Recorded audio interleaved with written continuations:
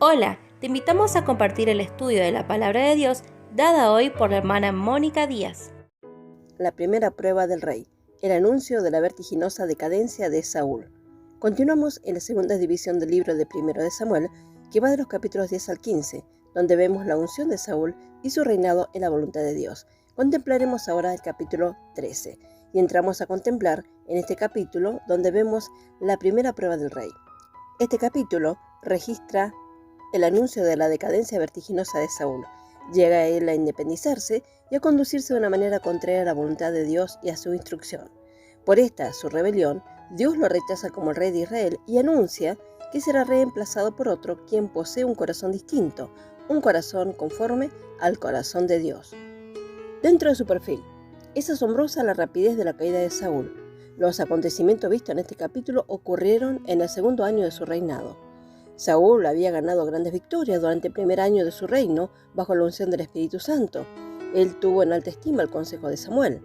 El Señor le había provisto con todo lo necesario para ser un buen rey, por darle el Espíritu Santo y su palabra revelada por el profeta. Pero Saúl escogió apoyarse en su propia prudencia.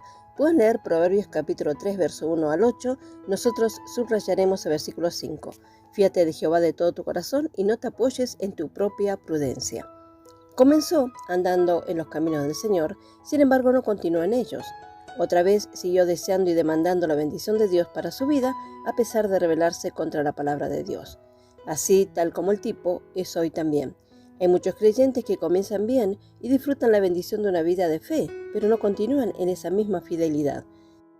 Necesitamos aprender a evitar cometer los mismos errores que Saúl y de Israel, registrados en este capítulo, para disfrutar de una continua victoria y bendición. Leemos en 1 Samuel capítulo 13, verso 1 y 2. Había ya reinado Saúl 1 año, y cuando hubo reinado 2 años sobre Israel, escogió luego a 3,000 hombres de Israel, de los cuales estaban con Saúl, 2,000 en Micmas y en el monte de Betel, y 1,000 estaban con Jonatán en Gabá de Benjamín, y envió al resto del pueblo, cada uno a sus tiendas. También leemos en Hechos capítulo 13, verso 21. Luego pidieron rey, y Dios le dio a Saúl hijo de Cis, varón de la tribu de Benjamín, por 40 años. Nos dice que Saúl fue dado a Israel por el espacio de 40 años. El líder Jonatán, quien era su hijo, estaba con 1,000,000 de hombres de guerra establecidos en Gabaa. Gabaa significa una colina, y esta estaba en Benjamín. Benjamín significa hijo de mi mano derecha o hijo de mi diestra. Y Saúl estaba con 2,000 en los de Micmas.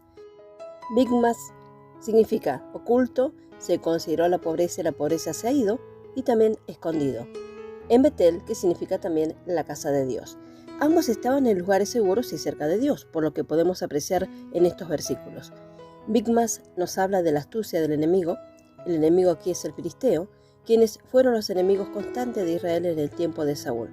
También percibimos que Saúl nunca pudo ganar una victoria completa sobre los filisteos, y esto es interesante cuando consideramos los significados de sus nombres o a lo que ellos representan.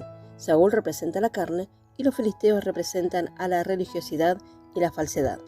Siguiendo la continuidad de nuestro estudio, leemos en 1 Samuel capítulo 13, versos 3 y 4. Y Jonatán atacó a la guarnición de los filisteos que habían encollado, y lo oyeron los filisteos. E hizo Saúl tocar trompeta por todo el país, diciendo: oigan los hebreos. Verso 4. Y todo Israel oyó que se decía: Saúl ha atacado a la guarnición de los filisteos, y también que Israel se había hecho abominable a los filisteos, y se juntó el pueblo en pos de Saúl en Gilgal. Vemos aquí la introducción de Jonatán en este capítulo. Su nombre significa Jehová es dador o don de Jehová. Tengan en cuenta que no se menciona que él es el hijo de Saúl, sino hasta el versículo 16. Es una imagen de la fe en Dios que se apodera de Efesios capítulo 2, verso 4 al 6, y leemos. Verso 4. Pero Dios, que es rico en misericordia por su gran amor con que nos amó. Verso 5. Aun estando nosotros muertos en pecado, nos dio vida juntamente con Cristo. Por gracia sois salvos. Verso 6. Y juntamente con él nos resucitó, y asimismo nos hizo sentar en los lugares celestiales con Cristo Jesús. 1 Samuel capítulo 13, verso 3. Y Jonatán atacó la guarnición de los filisteos que habían encollado, y lo oyeron los filisteos. Hizo Saúl tocar trompeta por todo el país, diciendo: oigan los hebreos. Saúl toma el mérito de la victoria que ganó Jonatán, donde lo vemos reflejado en el versículo 4. Pero es la fe que estremeció a los filisteos, y fue Jonatán y no Saúl quien hizo esta victoria.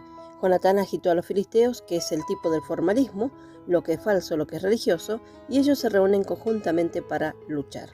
En 1 Samuel capítulo 13, verso 5, entonces los filisteos se juntaron para pelear contra Israel, 30.000 carros, 6.000 hombres de a caballo, y pueblo numeroso como la arena que está a la orilla del mar, y subieron y acamparon en Micmas, al oriente de Betabén. Betabén significa casa de vanidad, y esto nos habla de lo que es el hombre religioso. Todo lo que él tiene es hueco y vano. La actitud que encontramos en Jonatán debería haber sido en Saúl, pero no fue así en él, sencillamente porque Saúl no fue un hombre de fe. Pero cuando las armas se ponen en las manos del hombre de fe, sabe qué hacer y las utiliza. La palabra cuartel o guarnición en el versículo 3 habla de algo que está estacionario, un puesto militar o un lugar de guerra.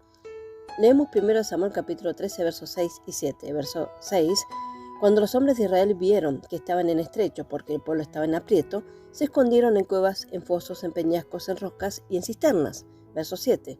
Y algunos de los hebreos pasaron el Jordán a la tierra de Gad y de Galaad, pero Saúl permanecía aún en Gilgal y todo el pueblo iba tras él temblando. Israel teme. Israel, el pueblo de Dios, siguió a Saúl temblando en lugar de seguir al Señor.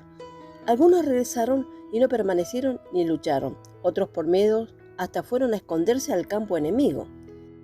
Saúl los ha llamado hebreos, alegando que son los hijos de Dios, señalando la fe, pero no los llama Israel.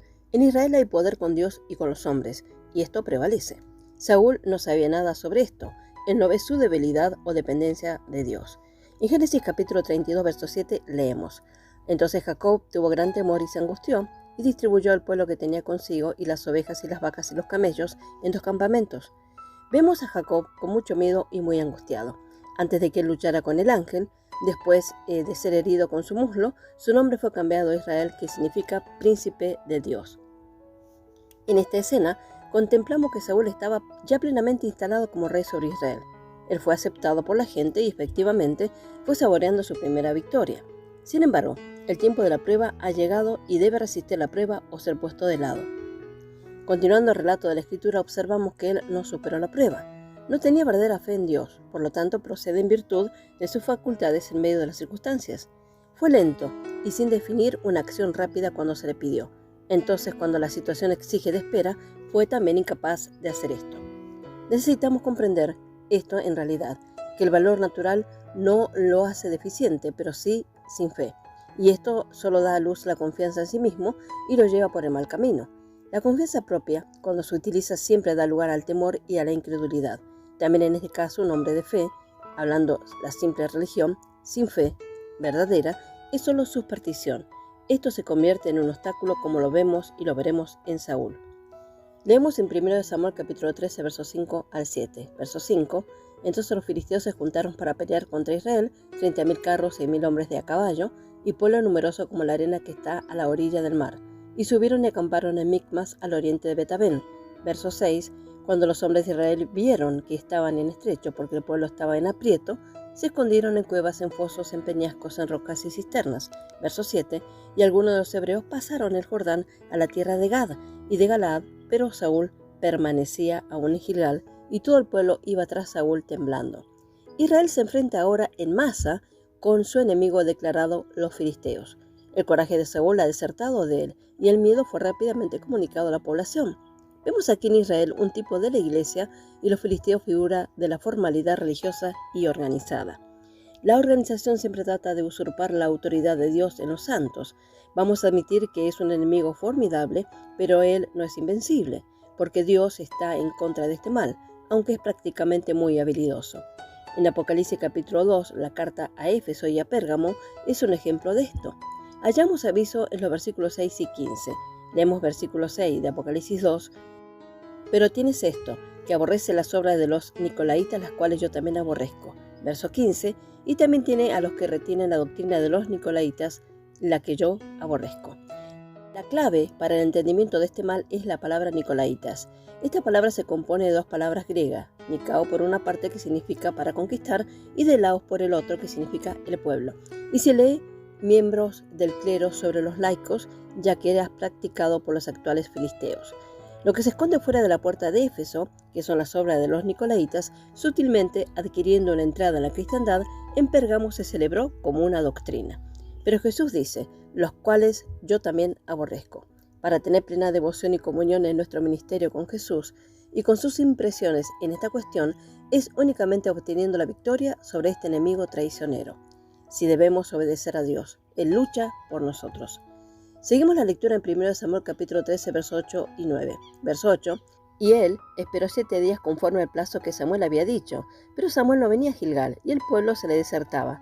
Entonces dijo Saúl, traedme holocaustos y ofrenda de paz, y ofreció holocaustos. En el versículo 8 conecta con el capítulo 10, verso 8, donde Samuel había dado instrucciones precisas a Saúl de lo que él debía hacer. Leemos capítulo 10, verso 8 de 1 Samuel. Luego bajarás delante de mí a Gilgal, entonces descenderé yo a ti para ofrecer holocaustos y sacrificar ofrenda de paz. Espera 7 días, hasta que yo venga a ti y te enseñe lo que has de hacer. Samuel esperó hasta el último día de los 7 para encontrarse con Saúl. Esto representa una prueba. Sin embargo, Saúl tomó él mismo el cargo de sacerdote y ofreció la ofrenda, el holocausto, no en fe, ni obediencia, ni paciencia.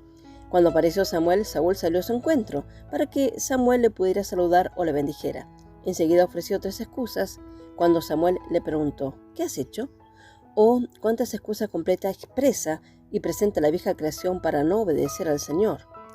Pero, ¿qué realmente estaba escondido en las excusas de Saúl? Hallamos 3 excusas en el versículo 11. Primero, porque vi que el pueblo se desertaba. No dijo que el pueblo desertaba al Señor, sino que se le desertaba a él. Punto 2. Tú no venías en el tiempo señalado. Y tercero, los filisteos estaban reunidos en Micmas. Humanamente él tenía razón, pero hay que contemplar desde el punto de vista de Dios y de acuerdo a sus instrucciones. Sin embargo, Saúl sigue excusándose. Él procuró disimular su carnalidad con religión, pretendiendo buscar el favor de Dios mientras desobedeció su instrucción. Leemos en 1 Samuel capítulo 15, verso 22, lo que Dios a través de Samuel dijo. ¿Tiene el Señor como un gran deleite en holocaustos y sacrificios como el obedecer a la voz del Señor?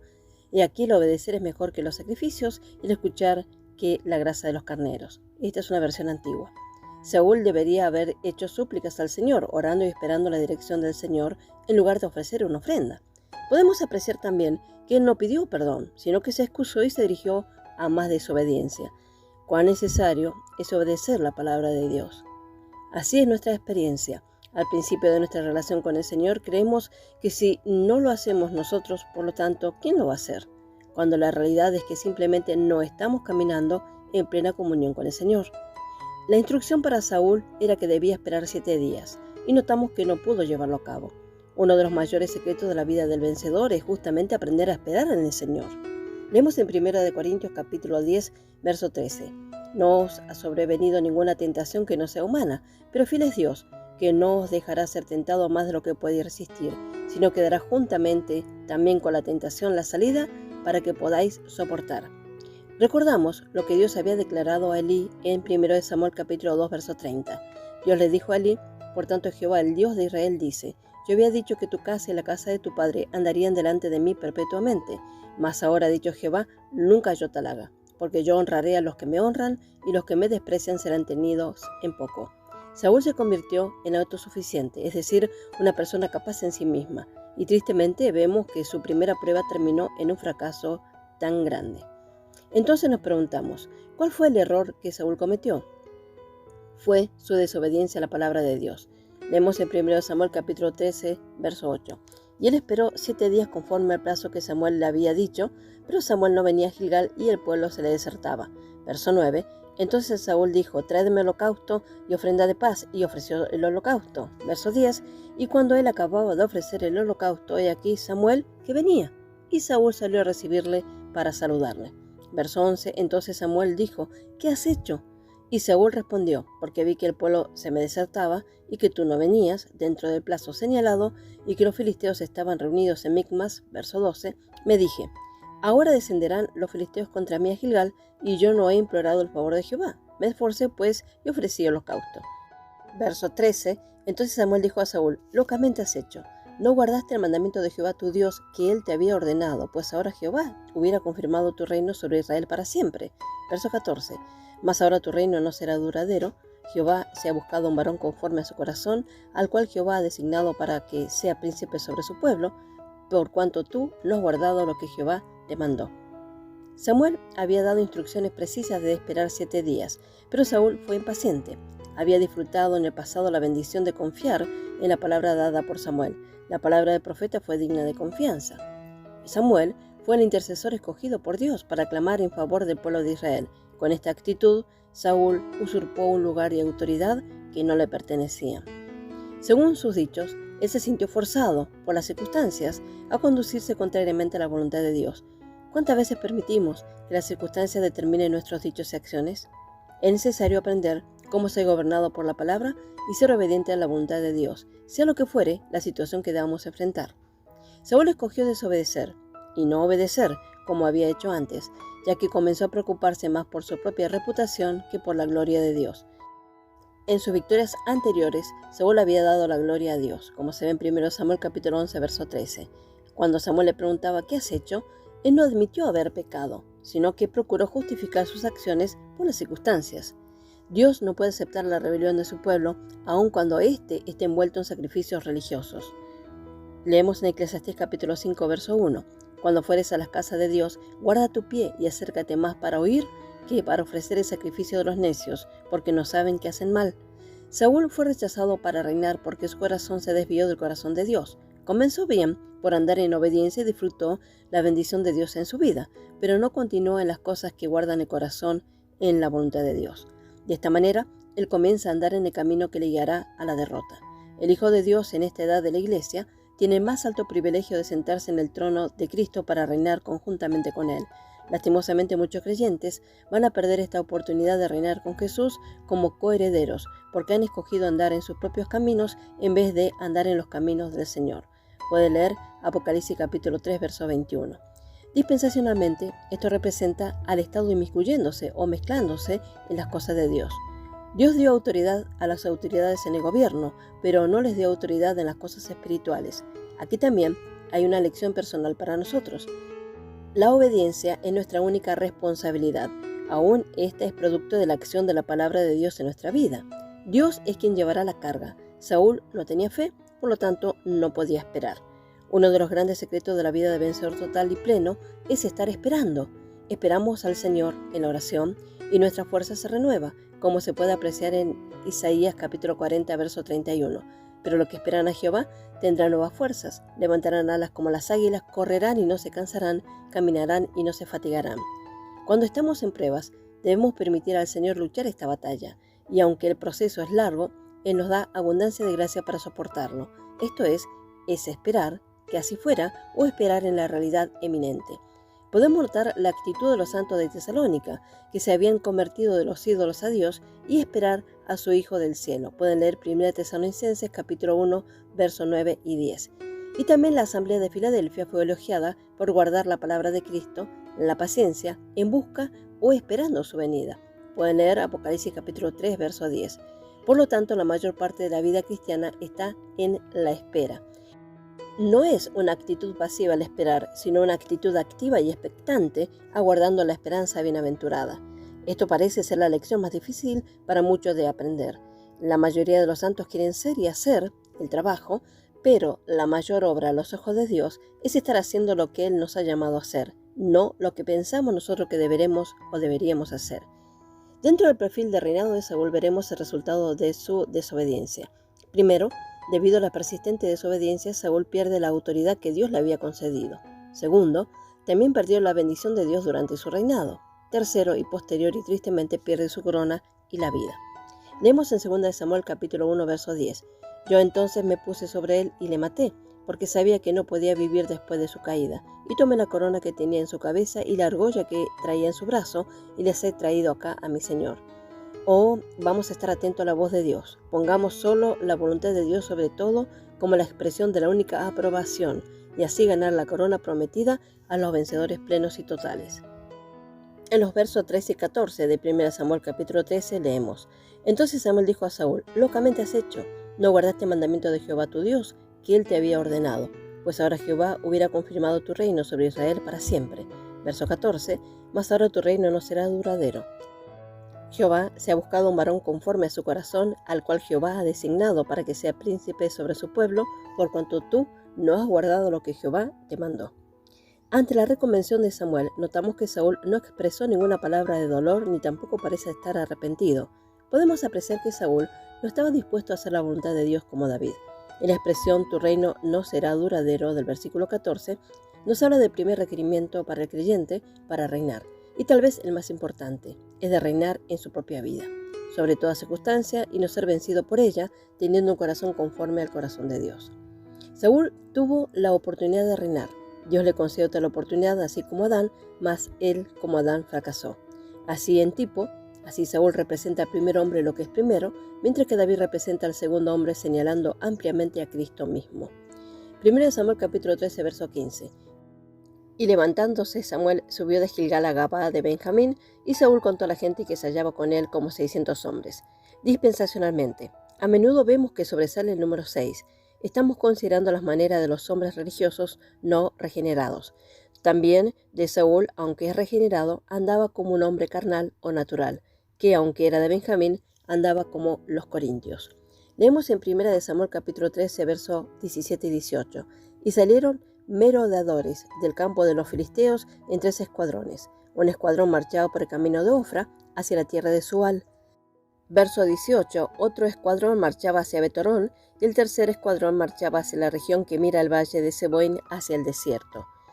Estos saboteadores representan los miembros activos de la cristiandad, que se oponen a los verdaderos creyentes. Veremos los significados de los nombres. Ofra significa polvo, Sual significa chacal y Betorón significa casa de vanidad o hueca. Seboín significa tropa. Todos ellos nos hablan de los métodos que las personas religiosas usan en los intentos de derrotar al pueblo de Dios. Los tales son manchados por la suciedad de la mentira y verdades a medias, y buscan a través de la adulación y el embelezamiento que los hijos de Dios sucumban hacia abajo en el polvo con ellos, lo que representa Ofra, así como lo que representa Sual, chacal, claramente sin vida, que nos habla de los religiosos que se alimentan de cosas muertas y se gozan y se recrean en ella, los cuales por supuesto hacen la residencia en Betorón, que significa la casa vacía o hueca. Sus palabras son solo un sondeo de ruidos de címbalos y latón de incredulidad.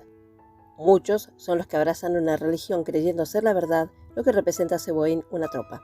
Ellos no se ajustan a la verdad, o si tristemente los mismos son muy convincentes. Esta es la razón por la cual tantos creyentes están atrapados por sus tácticas. Y una astuta frase final de instalar es la misma de amplificar la dignidad del hombre. Preguntamos, ¿escuchan el silbido de la serpiente en esta declaración? La misma puede ser un sonido dulce, pero no es cierto, no es según la verdad.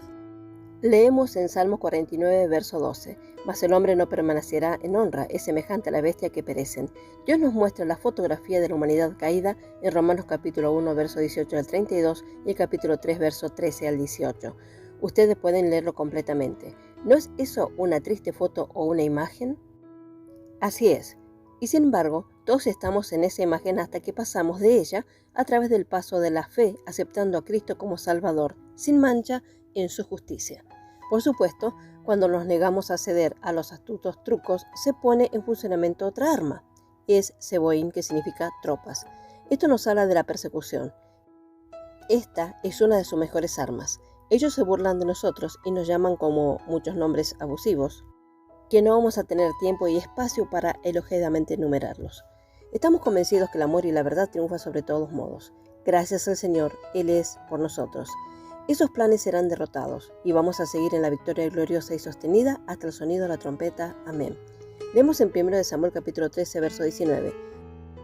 Y en toda la tierra de Israel no se hallaba herrero, porque los filisteos se habían dicho, para que los hebreos no hagan espada o lanza. Así contemplamos que Israel estaba bajo el poder y la opresión de los filisteos, y notamos que la incredulidad solo puede aportar al pueblo de Dios a este lugar. Sin embargo, también contemplamos que los israelitas tenían armas que podrían haber utilizado, y todas ellas nos hablan de la palabra de Dios y de los resultados de su uso. Los instrumentos, las herramientas de trabajos, ellos son la hoz, que sirve para cegar mieses y hierbas. El azadón se utiliza para aflojar el suelo y cortar las raíces, sirve para rozar y romper tierras duras, cortar raíces delgadas y otros usos análogos. La reja de arado sirve para cortar o fragmentar, dividir la tierra. El tenedor sirve para juntar las partes señaladas. El hacha sirve para cortar, utilizar así para la división y la alineación de la madera. El aguijón es usada para picar con la aguijeada u otra cosa a los bueyes, mulas, caballos, etc. para que anden a prisa. Leemos en 1 Samuel capítulo 13, versos 20 al 23, por lo cual todos los de Israel tenían que descender a los filisteos para afilar cada uno la reja de su arado, su asadón, su hacha y su hoz.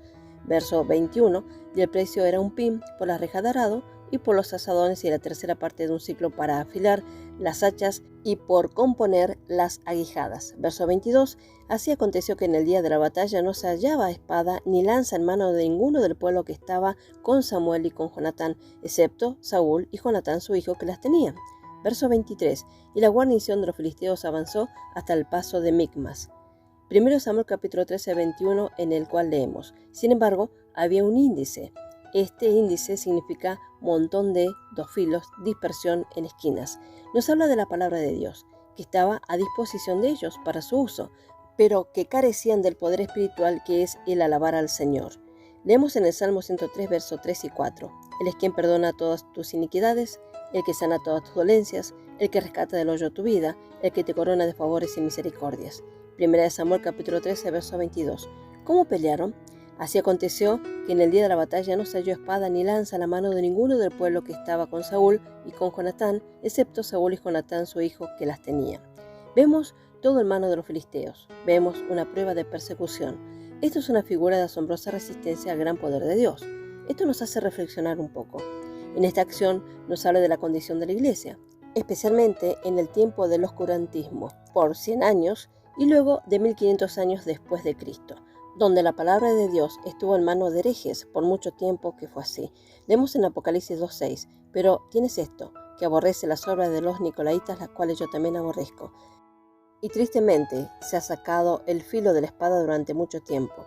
Que el Señor nos siga arrojando luz en la administración de su palabra para su gloria y Él nos bendiga a todos ricamente. Amén. Hola, los saludamos de parte del canal El Evangelio de la Gloria. Los invitamos a suscribirse a nuestro canal de YouTube y activar la campanita de notificaciones para que les llegue toda la nueva info a medida que subimos cada video. Dios les bendiga ricamente.